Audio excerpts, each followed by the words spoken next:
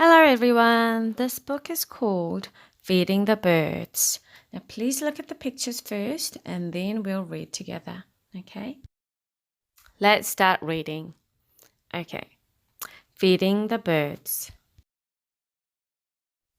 Look, said Ella, the birds are hungry. They are looking for food. We can make a bird feeder for them, said Mum. Here is a plan in my magazine. Ella looked at the plan. The birds will like that, she said. We need wood and nails and rope.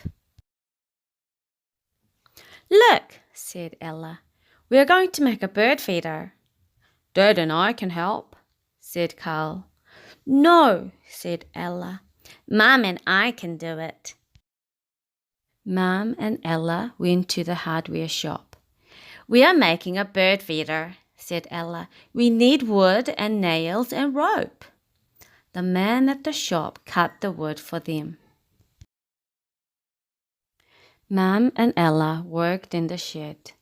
Ella hammered in the nails. The bird feeder is finished, said Ella.